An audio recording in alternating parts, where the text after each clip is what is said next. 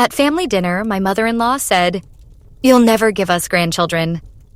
At that moment, the doctor walked in with papers that changed our family forever. Hi everyone. Before we get into today's video, I need your help. We've noticed that the channel's reach has been dropping a bit, and one of the best ways you can support us is by subscribing. It's quick, free, and helps us keep bringing you new and interesting stories. Your support means the world to us, and together we can grow this channel. Thank you so much. Now let's get to today's story. I'm writing from a temporary account for obvious reasons, and I've changed some details to protect my anonymity. The brass doorknob of the Chen family home was cold beneath my palm as I hesitated on the front steps, watching my breath form small clouds in the October air. Through the frosted glass panels, I could see the warm amber glow of the dining room chandelier, casting its familiar light across what I knew would be Margaret's perfectly arranged table. 5 years of Sunday dinners, and still my stomach churned with the same nauseating cocktail of dread and false hope. "You ready for this?" David asked beside me, his voice carrying that particular strain that had become so familiar over the past months. His hand found the small of my back, a gesture that once felt supportive but now seemed more like an apology offered in advance. I nodded, not trusting my voice, and turned the handle. The house smelled of rosemary and roasting meat, underlaid with Margaret's signature Chanel No. 5, a scent that had once seemed sophisticated but now felt suffocating. The Persian runner beneath our feet muffled our footsteps as we made our way toward the dining room, where I could already hear the soft murmur of conversation. "Sarah, David, finally!" Claire's voice rang out as we entered, bright and artificially cheerful in the way that had become her default at family gatherings. She rose from her seat beside her husband Tom, her pregnant belly 7 months along with their second child making the movement awkward. The sight sent that familiar stab through my chest, though I'd become expert at keeping my expression neutral. "Traffic was murder," David lied smoothly, though we both knew we'd sat in the car outside for 10 minutes, neither of us wanting to be the first to suggest going in. Margaret looked up from her position at the head of the table, her silver hair perfectly coiffed, her smile sharp as a blade disguised as kindness. "Sarah, darling, you look tired. Are you getting enough rest?" The question seemed innocent enough, but I caught the subtle emphasis on rest, the implication hanging in the air like smoke. As if my alleged exhaustion might explain our ongoing childlessness, as if I simply wasn't trying hard enough to be the right kind of woman. "I'm fine, Margaret. Thank you for asking." I took my assigned seat always directly across from her, I'd noticed, positioning me like a defendant facing judge and jury. David's father, Robert, looked up from his wine glass with the weary expression of a man who had learned to navigate these waters by staying as silent as possible. "Good to see you both," he said, his voice warm but carefully neutral.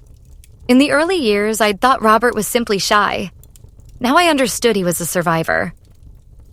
Tom cleared his throat, obviously trying to steer the conversation towards safer waters. "How's the new project going, David? The Morrison account?" As David launched into work talk, I let my eyes wander around the dining room that had once impressed me so much. The mahogany table that seated 12, inherited from Margaret's grandmother. The china cabinet displaying 3 generations of Waterford crystal. The oil paintings of stern-faced Chen ancestors, all of whom seemed to stare down at me with the same disapproving expression their descendant had perfected. Everything in this room spoke of legacy, of tradition, of bloodlines that stretched back through time. Everything except me. "Sarah?" Margaret's voice cut through my wandering thoughts. I asked how your work at the gallery is going. "Oh, it's wonderful. We just opened a new exhibition, Contemporary Sculptures by Emerging Artists. Very innovative." I tried to inject enthusiasm into my voice, though I knew Margaret found my career frivolous. "How nice," she replied, in a tone that suggested it was anything but. "Though I suppose it keeps you quite busy. Long hours, I imagine?" There it was again. The subtext, the implication that my dedication to work might be interfering with my primary purpose as David's wife. I felt my jaw clench and forced myself to relax it. Claire jumped in. Bless her. Actually, Sarah got written up in Art Weekly last month. They called her one of the most promising young curators on the East Coast. Did they? Margaret's eyebrows rose slightly. Well, that's impressive. The pause before impressive spoke volumes. The housekeeper, Mrs. Rodriguez, appeared with the first course Margaret's famous butternut squash soup, garnished with toasted pumpkin seeds and a drizzle of cream that formed a perfect spiral. Even her soup was performed rather than served. As we ate, the conversation drifted through the usual topics. Tom's promotion at the law firm. Claire's preparations for the new baby. They were having a boy. They'd decided to name him Robert after his grandfather. Robert's golf game, which was apparently improving despite his arthritis.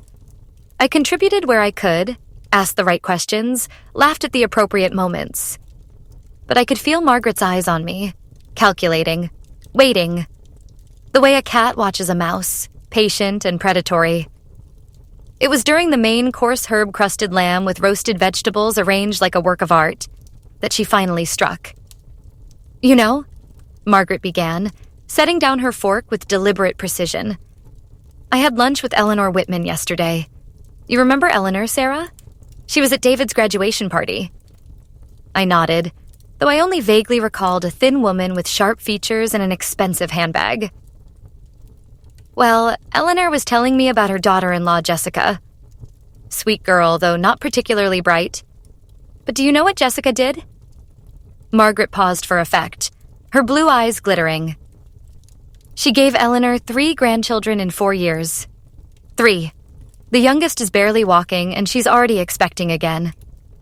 The table went quiet except for the soft clink of silverware against china. David's hand found mine under the table, but his grip felt weak, uncertain. That's wonderful for them, I managed. Isn't it? Margaret's smile was brilliant and cold. Eleanor was saying how fulfilled she feels, how her life has such purpose now with all those little ones running around. She volunteers to babysit every weekend, you know. She's teaching the oldest to paint. The middle one calls her Grammy and insists on sleeping over every Friday. Each word was a carefully placed needle, finding its target with surgical precision. Around the table, everyone had stopped eating. Claire stared at her plate. Tom cleared his throat uncomfortably. Robert reached for his wineglass and nearly knocked it over. Some women, Margaret continued, her voice taking on a philosophical tone, simply have that natural maternal instinct. They seem to bloom when they become mothers, like flowers finally getting the right kind of sunlight. And then there are others. She let the sentence hang in the air, unfinished, but perfectly clear. Others who try, but perhaps they're just built differently. Not better or worse, of course, just different. Some women are meant to be mothers, and some are meant to be, well, other things. My vision blurred slightly at the edges.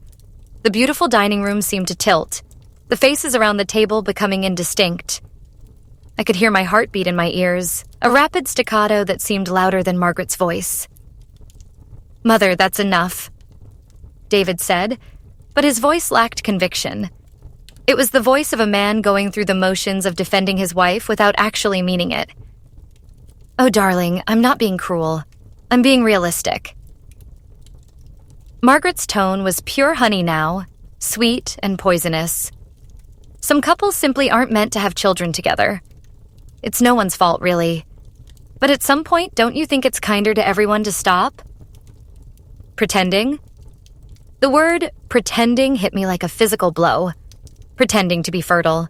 Pretending to be worthy. Pretending to belong in this family, at this table, in this life I'd tried so hard to build.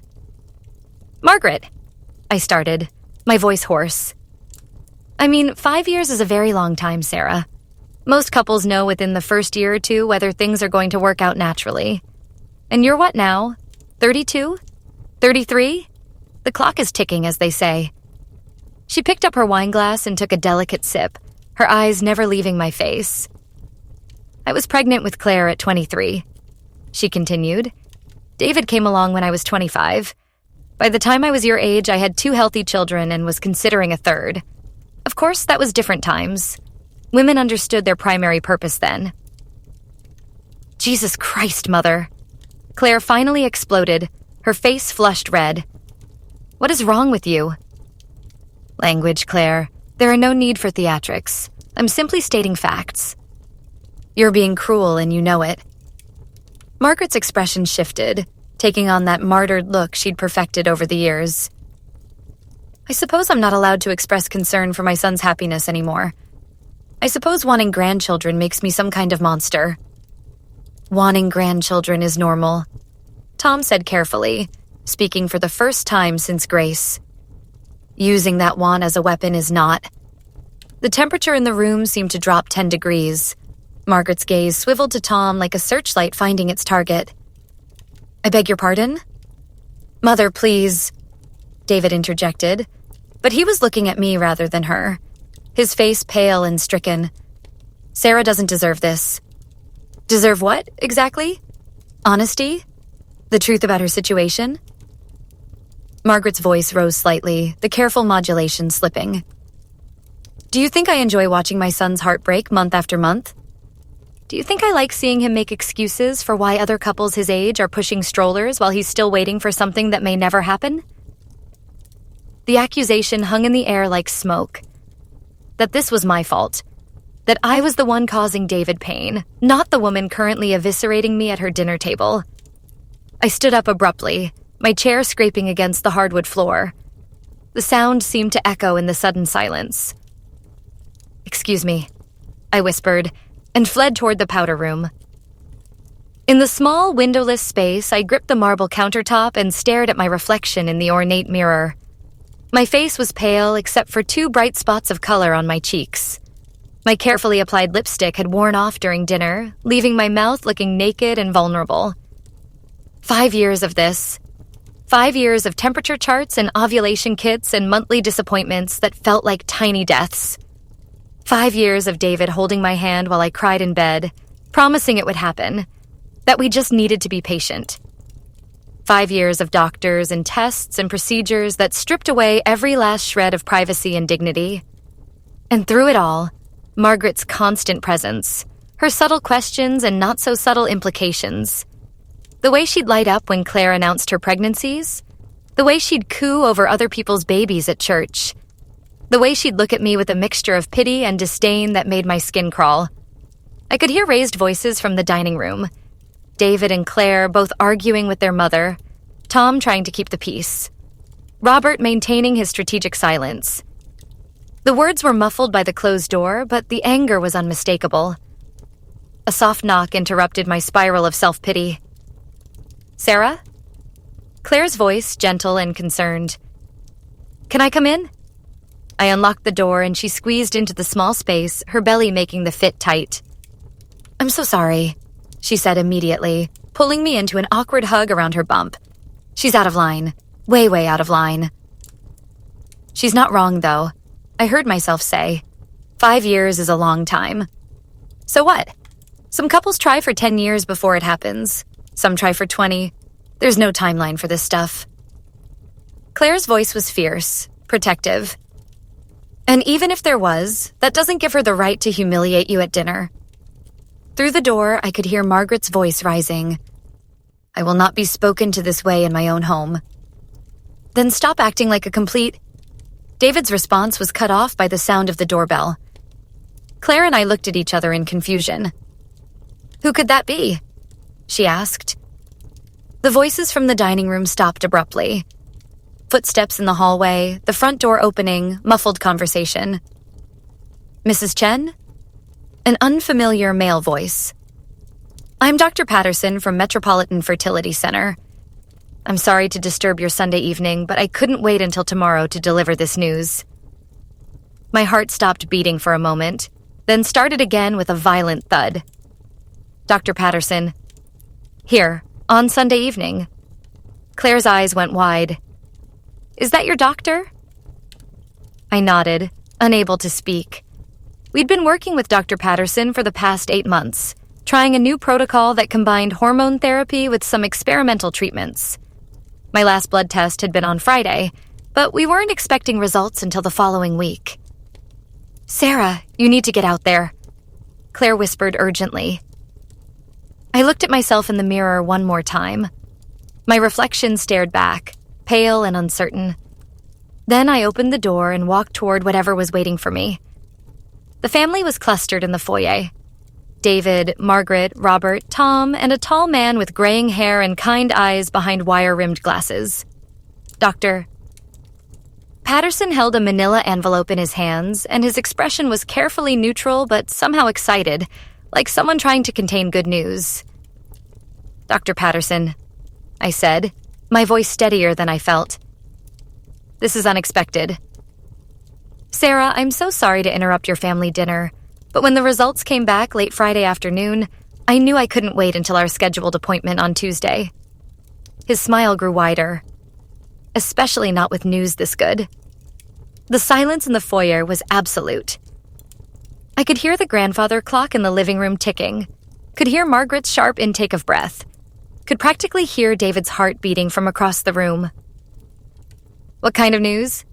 I asked, though part of me already knew. Part of me had known for weeks, actually, but had been too afraid to hope. Dr. Patterson opened the envelope and pulled out a sheet of medical letterhead covered in numbers and technical terms that I'd learned to read over the past few years. Sarah, congratulations, you're pregnant. The words seemed to echo in the small space, bouncing off the walls and the faces of the people who had witnessed my humiliation just minutes before. Margaret's face went completely white. David made a sound somewhere between a gasp and a sob. Robert's wine glass, which he'd apparently brought with him from the dining room, slipped from his fingers and shattered on the marble floor. Pregnant? David's voice was barely a whisper. Very pregnant, actually. Dr. Patterson continued, consulting his papers. Based on your hormone levels and the timing of your last treatment cycle, I'd estimate you're about 10 weeks along. We'll want to schedule an ultrasound to confirm, but all your numbers are excellent. This is a very healthy, very viable pregnancy. 10 weeks. 10 weeks meant I'd been pregnant during last month's dinner, when Margaret had suggested I see a therapist to accept reality. I'd been pregnant 2 weeks ago when she'd told Claire within my hearing that David deserved better. I'd been pregnant yesterday when she'd called to remind me about tonight's dinner and asked if I was taking care of myself, with that particular emphasis that implied I wasn't. I'd been pregnant this entire evening while she'd systematically torn me apart. The silence stretched on, broken only by the sound of Mrs. Rodriguez quietly sweeping up the broken glass. Everyone seemed frozen, as if Dr. Patterson's words had cast some kind of spell over the room. 10 weeks, I said slowly, the number rolling around in my mouth like a foreign word I was learning to pronounce. Yes. And judging by these levels, I'd say you conceived during our second attempt with the new protocol. The combination of treatments we discussed seems to have been exactly what your body needed. Dr. Patterson's smile was radiant, the joy of a doctor who'd spent months fighting alongside his patients and had finally achieved victory. I looked around the room at the faces of David's family. David himself looked like he might faint, his face cycling through expressions of shock, joy, and something that might have been relief. Robert was staring at the spot where his wine glass had been, as if he couldn't quite process what had happened. Tom had his arm around Claire, who was openly crying and grinning at the same time. And Margaret. Margaret looked like someone had struck her with a physical blow. Her mouth was opening and closing slightly, her perfectly composed facade cracking like ice in spring. Dr. Patterson, I said, my voice growing stronger with each word. Would you mind repeating that for everyone? I want to make sure there's no confusion. He looked around the room, perhaps beginning to sense the undercurrents of tension, but nodded gamely. Of course, Mrs. Chen is approximately 10 weeks pregnant with what appears to be a very healthy baby. Based on the conception date, we're looking at a due date in early May. 10 weeks. I repeated, looking directly at Margaret. That means I was already pregnant during our conversation last month about accepting my limitations as a woman. I was pregnant when you told Claire that David should consider his options. I was pregnant yesterday when you called to ask if I was taking care of myself properly. Margaret's face had progressed from white to gray. She looked suddenly older, frailer, as if the certainty that had powered her cruelty had been the only thing keeping her upright. "I don't understand," she said faintly. "What don't you understand, Margaret?" I asked, my voice calm and measured. "That I'm pregnant? Dr. Patterson just explained it quite clearly. Or do you not understand how you could have been so wrong about me, about us, about everything you've been saying for months?" David stepped forward, reaching for my hand. "Sarah, No," I said, not taking my eyes off his mother. "Let me finish." Dr. Patterson cleared his throat uncomfortably. "Perhaps I should... Actually, doctor, I'd like you to stay. You see, David's mother has been very concerned about our fertility issues, very vocal about her opinions on what might be wrong with me. I think she should hear this directly from the medical professional who's been treating us." I could see David flinching at my tone, but I was past caring about keeping the peace. "Dr. Patterson, would you say that a 10-week pregnancy suggests any deficiency on my part? Any indication that I'm not built for motherhood, as Margaret put it earlier this evening?" The doctor looked deeply uncomfortable, but he answered professionally. "Mrs. Chen, your pregnancy is completely normal and healthy. There's absolutely nothing in your test results or medical history that would suggest any kind of maternal deficiency. Sometimes conception simply takes time, and every couple's journey is different." "And would you say that someone who conceived during fertility treatment is somehow less deserving of motherhood than someone who conceived naturally?" "Of course not. How a child is conceived has no bearing on the parent's worthiness or the value of the pregnancy." I nodded, still staring at Margaret. "Thank you, doctor. That's very helpful." The silence that followed was deafening. Claire was still crying, but quietly now. Tom looked like he wanted to disappear. Robert had found a chair and sunk into it, looking older than I'd ever seen him. "Margaret," I said finally, "do you have anything you'd like to say?" She opened her mouth, closed it, then opened it again. I didn't know." "No, you didn't know. But that didn't stop you from speaking as if you did. It didn't stop you from making assumptions about my body, my worth, my marriage. It didn't stop you from humiliating me in front of your family." My voice was still calm, but I could feel the power in it, the authority of someone who had finally found solid ground to stand on. "You spent 5 years treating me like a failure, like a disappointment, like something broken that your son had mistakenly dragged home. You made me feel like an intruder in this family, like someone who was taking up space that belonged to a real woman, one who could give you grandchildren." Margaret's eyes were filling with tears, but I wasn't finished. "Well, congratulations, Margaret. You're going to be a grandmother, your first grandchild. Because let's be clear, this will be your first biological grandchild from David, is growing inside the woman you just finished telling everyone might not be built for motherhood." The words hung in the air like a verdict. Dr. Patterson shifted uncomfortably, clearly wishing he could escape this family drama he'd unwittingly stepped into. David moved toward me again. "Sarah, please, let's just what, David?" I turned to face him, and he stopped in his tracks at whatever he saw in my expression. "Let's just pretend this didn't happen? Let's just go back to the dining room and finish our lamb while your mother pretends she wasn't just trying to convince you to leave me?" His face crumpled. "She didn't mean..." "Yes, she did. She meant every word. And you know what the worst part is? Part of you agreed with her." The accusation hit its target. David's face went pale, and he didn't deny it. "I saw it in your face, David. When she was talking about other couples, about women who bloom when they become mothers. Part of you was wondering if maybe she was right. Maybe you had married the wrong person.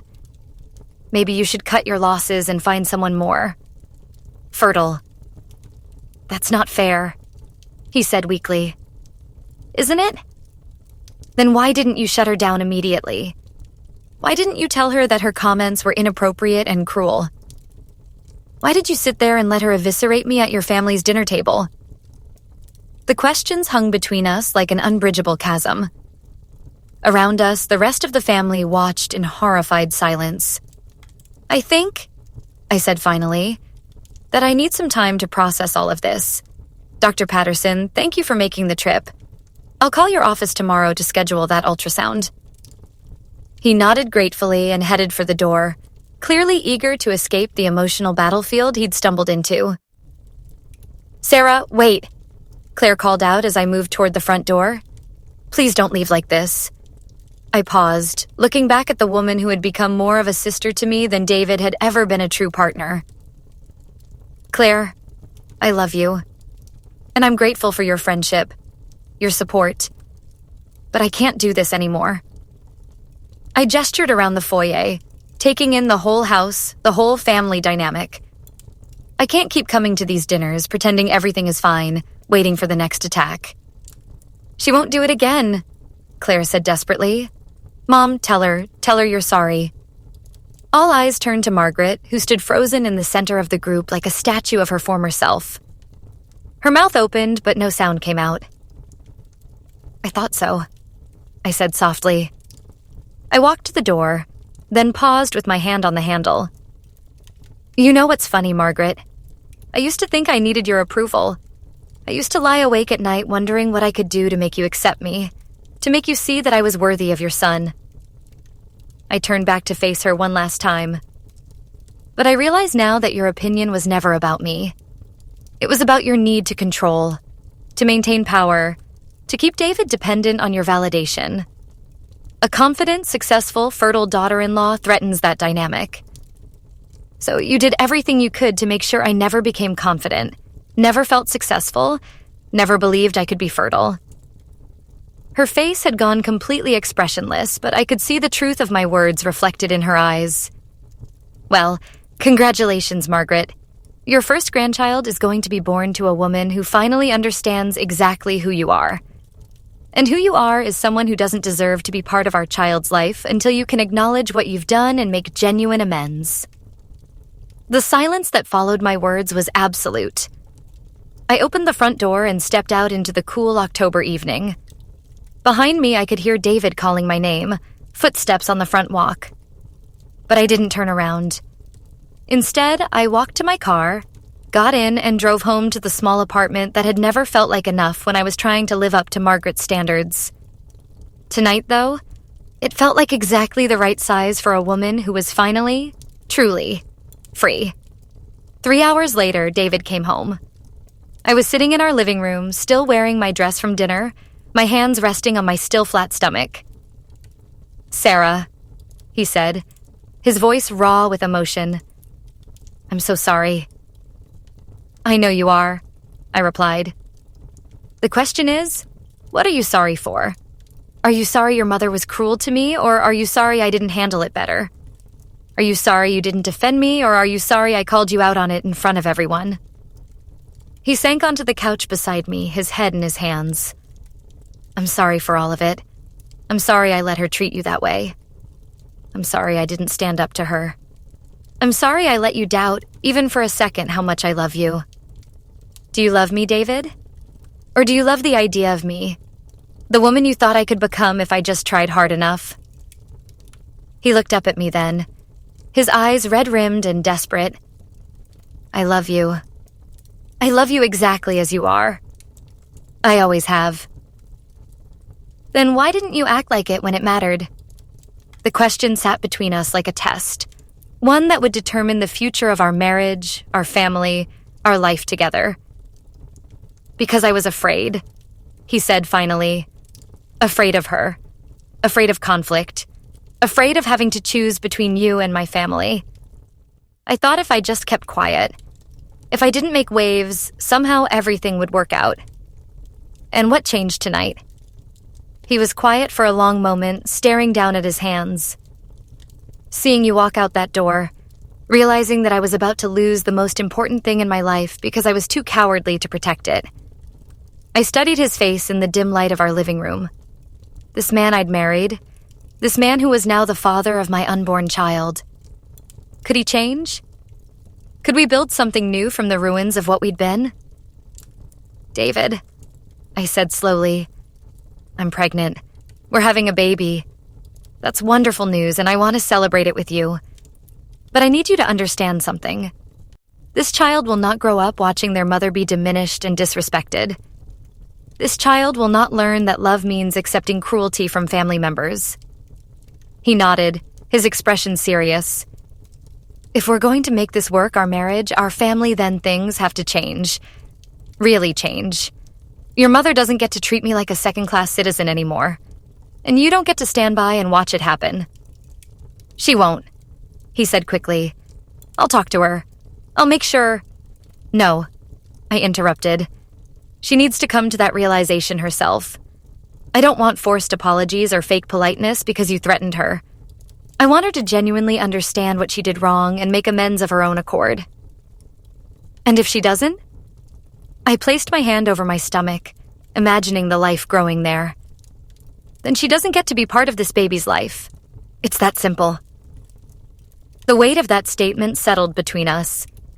David's face cycled through a dozen emotions: fear, anger, sadness, resolution. Okay, he said finally. You're right. You've been right about everything. I should have protected you from the beginning, and I didn't. But I'm going to now. Whatever it takes. I looked at my husband. Really looked at him and saw something I hadn't seen in years. Not the boy who'd never quite separated from his mother, but the man he could become. The father he could be. Okay, I said.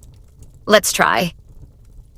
6 months later, I sat in the nursery we'd painted a soft yellow gender neutral, since we'd decided to be surprised. David was assembling the crib, cursing softly at the incomprehensible instructions while I folded tiny clothes that seemed impossibly small. Claire had stopped by earlier with a casserole and a bag of baby clothes her kids had outgrown.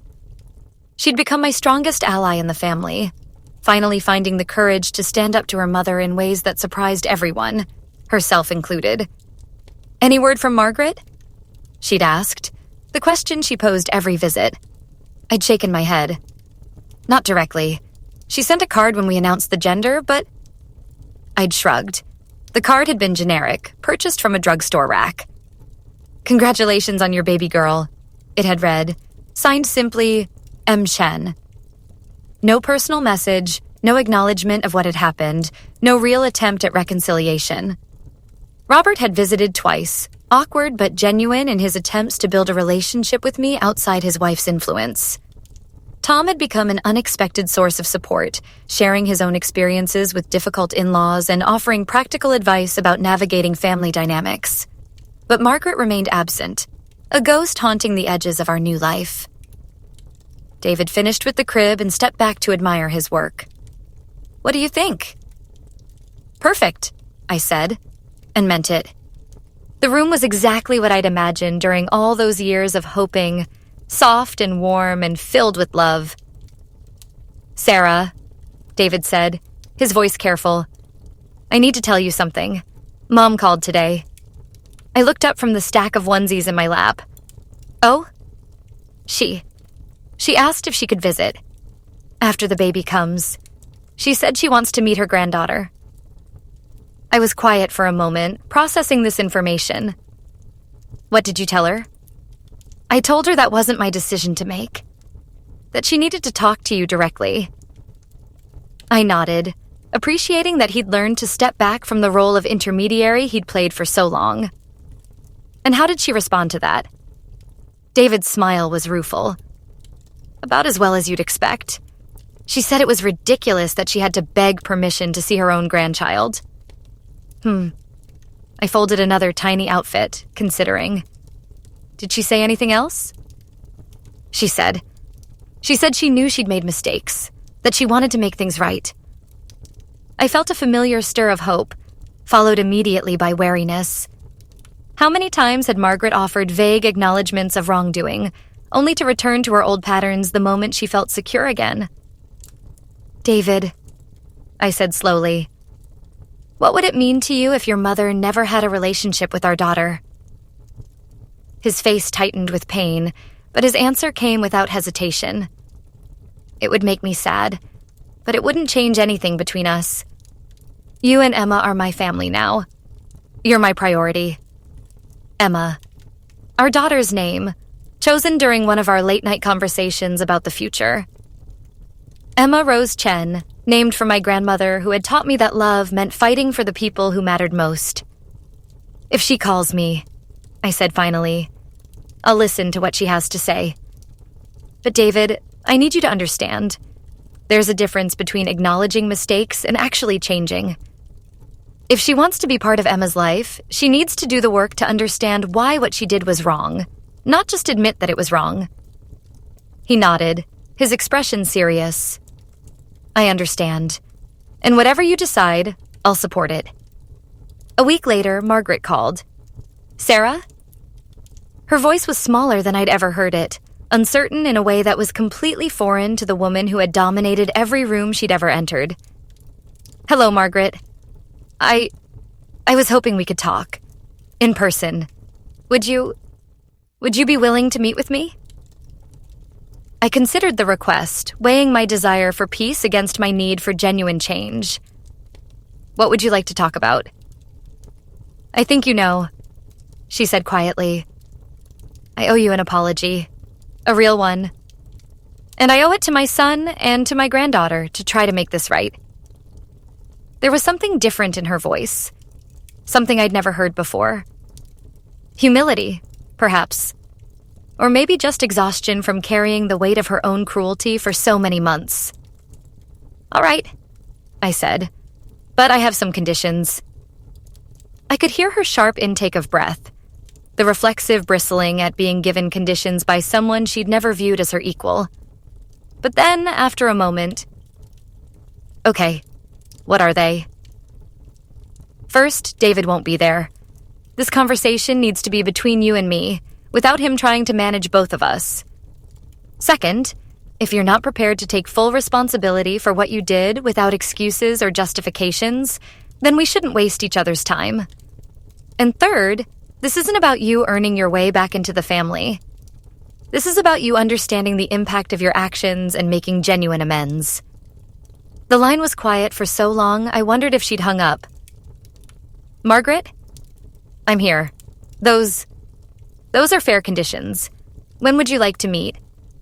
We arranged to meet at a small cafe downtown the following afternoon. As I hung up the phone, I felt Emma kick against my ribs, a strong flutter that had become familiar over the past few weeks. What do you think, little one? I asked, placing my hand over the spot where I'd felt the movement. Should we give Grandma Margaret a chance to explain herself? Another kick, this one firmer, as if Emma was weighing in on the family drama that had shaped the first months of her existence. The next day, I arrived at the cafe early and chose a table in the back corner, away from the lunch crowd. Margaret appeared exactly on time, looking older than I remembered and somehow diminished.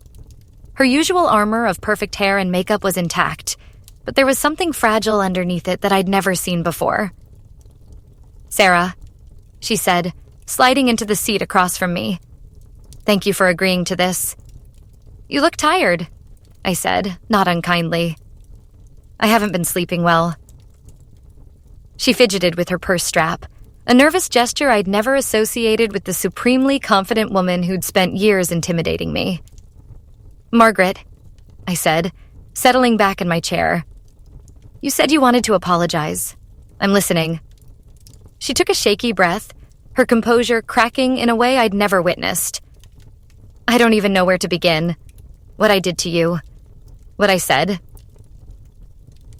She stopped, pressing her lips together as if trying to contain words that wanted to spill out. Start with why, I suggested. Why did you treat me the way you did? Her hands trembled slightly as she reached for her coffee cup. Because I was terrified, she said finally. Terrified of losing David. Terrified of becoming irrelevant. When he brought you home 5 years ago, so confident, so accomplished, so clearly in love with you, I saw everything I thought I was becoming obsolete. I waited, sensing there was more. David had always been my baby, you know. Claire was independent from birth. Strong-willed, never needed me the way David did.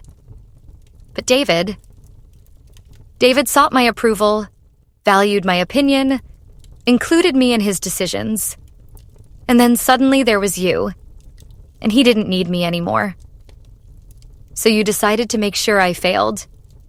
She flinched at the directness of my words.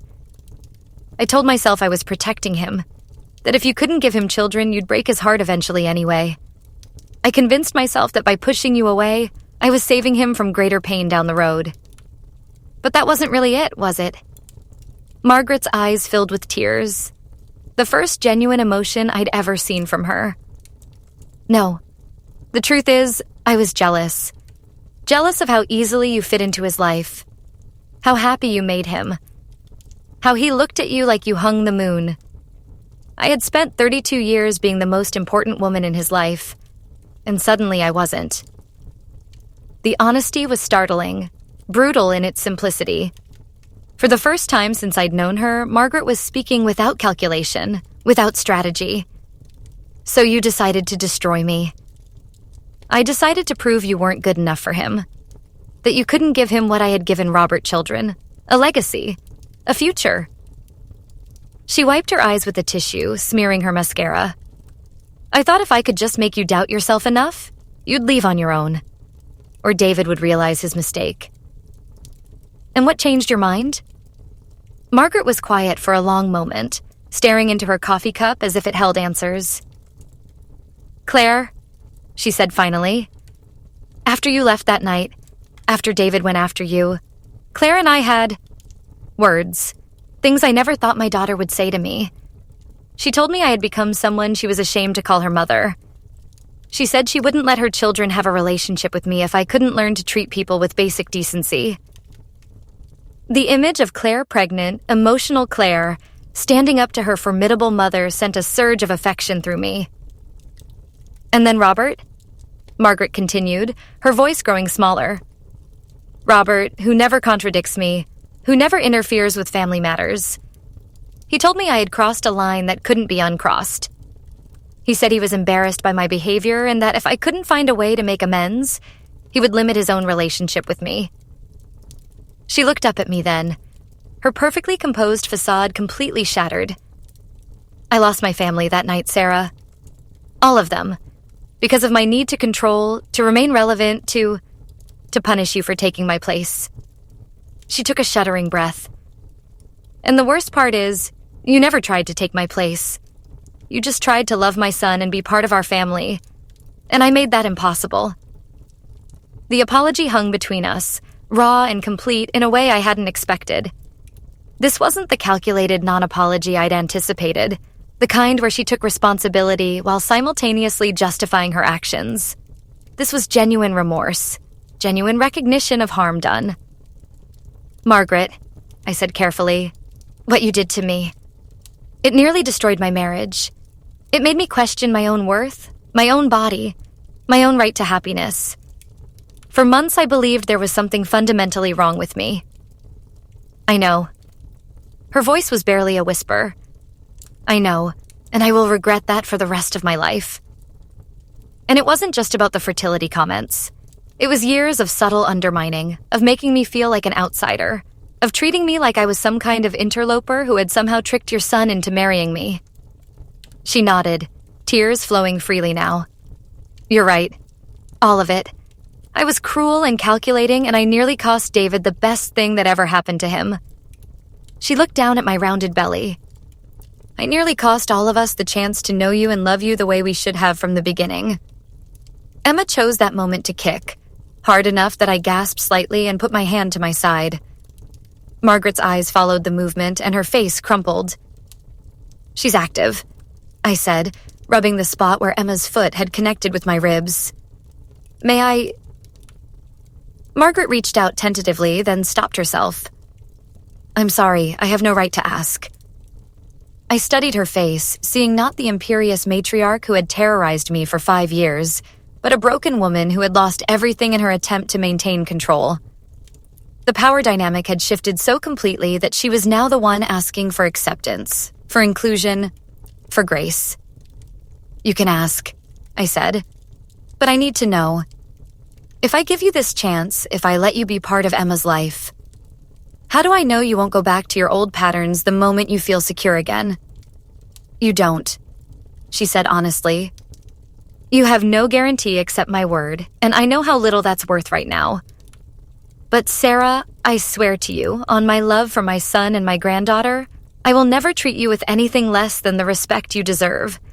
I will never again try to undermine your marriage or question your worth as a wife and mother. She leaned forward, her voice growing stronger. I want to earn the right to be Emma's grandmother.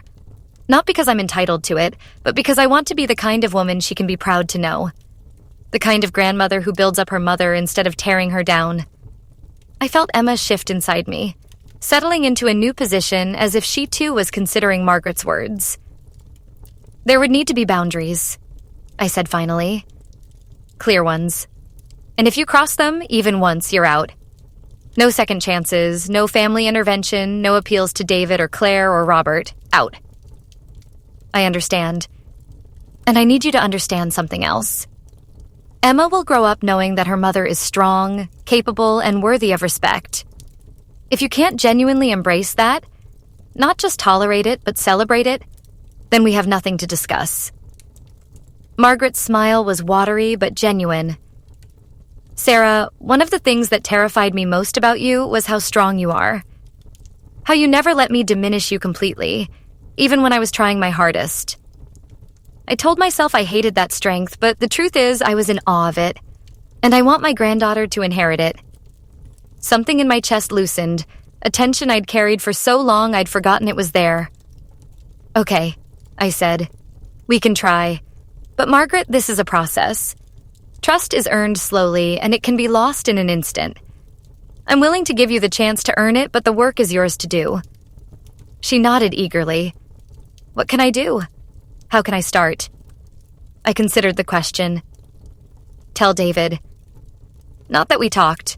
Not that everything's fine now, but that you understand what you did wrong and you're committed to changing. And then prove it day by day, choice by choice. And you? How can I prove it to you? I smiled, feeling Emma kick again as if in approval. Just be different. Be the woman you're capable of being instead of the woman fear made you become. 3 months later, Emma Rose Chen entered the world at 6:47 a.m. on a sunny Tuesday in May, weighing 7 pounds, 3 ounces, with a powerful cry that filled the delivery room. David cried harder than I did, holding our daughter like she was made of spun glass, whispering promises about the life he would give her, the father he would be. Margaret had called every day during my final week of pregnancy, not to give advice or share horror stories from her own deliveries, but to ask how I was feeling and if there was anything I needed. When David called to announce Emma's birth, she asked permission to visit, and when I said yes, she arrived with a single yellow rose and tears in her eyes. She's perfect, she whispered, looking down at Emma sleeping in my arms. Just perfect. Would you like to hold her? I asked. Margaret's hands shook as she reached for her granddaughter, and when Emma settled contentedly in her arms, something shifted in her face. The hard edges I'd known for so long softened completely. Hello, sweet girl, she murmured. I'm your grandmother Margaret, and I have been waiting my whole life to meet you. Over the following months, Margaret proved herself in small, consistent ways. She never offered unsolicited parenting advice. She never made comments about my post-pregnancy body or how quickly I was or wasn't losing the baby weight. When Emma fussed during family dinners, Margaret didn't suggest that I must be doing something wrong. Instead, she offered to hold her so I could eat in peace. She respected my boundaries about feeding schedules and nap times. She asked before taking photos to post on social media. When Emma reached each milestone rolling over, sitting up, her first tooth, Margaret celebrated with genuine joy rather than taking credit for superior Chen genetics. Most importantly, she spoke about me with respect in front of Emma, even when Emma was too young to understand. Your mama is so smart, she would say, bouncing Emma on her knee. She's going to teach you to be strong and brave, just like her. Claire watched these changes with amazement. I don't know what you said to her in that coffee shop, she told me one afternoon as we watched Margaret reading to Emma. but you somehow turned our mother into a human being." "I think she was always human," I replied. "She just forgot for a while." David's relationship with his mother evolved too. He no longer sought her approval for every decision, but he also didn't shut her out completely. Instead, they built something new. A relationship between adults who loved each other but maintained appropriate boundaries. "I'm proud of you," he told me one evening as we watched Emma sleep in her crib. "For giving her a chance. For showing her how to be better." "I didn't do it for her," I said. "I did it for Emma. I want our daughter to grow up in a family where people can change, where forgiveness is possible, where love is stronger than pride." "And for us?" he asked. I considered the question. Our marriage had been tested in ways I never could have imagined, stretched nearly to breaking by years of external pressure and internal doubt. But we had emerged stronger, more honest, more committed to protecting what we'd built together. "For us," I said, "I think it means we learned that love isn't just about the easy times. It's about fighting for each other when things get hard. It's about choosing each other over and over again, even when other people make that choice difficult." As I write this, Emma is 6 months old, babbling happily in her bouncy seat while I work at my laptop. Margaret visits twice a week, always respectful of our schedule, always supportive of my decisions as Emma's mother. She's teaching Emma to play peekaboo and speaks to her in Mandarin, sharing stories about David's childhood that I'd never heard before. The transformation isn't complete. I doubt Margaret will ever be the warm, cuddly grandmother some people are blessed with. But she's genuine now, present in ways that matter, focused on building up rather than tearing down. Claire's son Robert was born 2 months after Emma, and watching Margaret navigate her relationships with both grandchildren has been revealing. She's equally devoted to both, but with Emma there's an extra gentleness, an awareness that this relationship is a gift that was almost lost. "I know I don't deserve this," she told me recently, holding Emma while I prepared a bottle. "I know I almost threw away the chance to know her, to love her, to be part of her life. I won't make that mistake again." The Sunday dinners continue, but they're different now. The table is set with the same elegant china, but the conversations flow more naturally. Margaret asks about my work at the gallery, remembers details about exhibitions I'm planning, celebrates my successes alongside David's. When Emma gets fussy during dinner, the whole family rallies to help, rather than suggesting there's something wrong with my parenting. Most remarkably, Margaret has begun talking about expanding the dining room table to accommodate future grandchildren. Not as pressure for us to have more babies, but as joyful anticipation of whatever the future might bring. "I wasted so many years trying to control things that were never mine to control," she confided to me recently. "I want to spend whatever years I have left just enjoying this. Enjoying you and David and Emma and whoever else comes along." The woman who once tried to convince my husband to leave me now speaks of me as the daughter she never had. The woman who questioned my worthiness to carry the Chen name now introduces me proudly as her son's brilliant wife, Emma's devoted mother. The woman who taught an old dog some very important new tricks. It's not a fairy tale ending. Those don't exist in real life. Margaret and I will never have the easy, natural relationship some daughters-in-law enjoy. There will always be a subtle awareness between us of what was almost lost, what was fought for, what was earned through pain and persistence, and the kind of grace that costs something to give. But it's something better than a fairy tale. It's real. It's honest. It's a love that was tested and chose to survive. A family that was broken and chose to heal. A woman who was cruel and chose to change. And as I watch my daughter sleep, surrounded by a family that loves her fiercely and respects her mother completely, I know that sometimes the best victories aren't the ones that come easily. Sometimes the sweetest triumphs are the ones you have to fight for. The ones that transform not just your circumstances, but your very soul. Emma stirs in her sleep, her tiny fist uncurling against the yellow blanket Margaret knitted for her. A peace offering made stitch by careful stitch during the long months of earning forgiveness. In the kitchen, I can hear David making dinner, humming off-key while he cooks. Through the window, the late afternoon light paints everything golden, warm, full of possibility. This is what victory looks like, I think. Not the absence of struggle, but the presence of love that's strong enough to survive it. Not the perfect family, but the one that chooses to become better. Not the easy road, but the one that leads somewhere worth going. Emma opens her eyes and looks directly at me, her gaze serious and knowing, as if she understands exactly how hard her family fought to become worthy of her. And in that moment, I know that every battle was worth it. Every tear, every confrontation, every moment of standing my ground when it would have been easier to give in. Because this is what I fought for. A daughter who will grow up knowing she is loved, valued, and celebrated. A daughter who will never question her worth because she sees it reflected in every face that looks at her. A daughter who will understand that love sometimes requires courage, that families can heal, and that the women in her life, all of them are strong enough to choose grace over grudges, growth over grievances, hope over hurt. And as Emma smiles her first real smile, bright and pure and full of trust, I know that this moment, this family, this hard-won peace is exactly where we were always meant to be.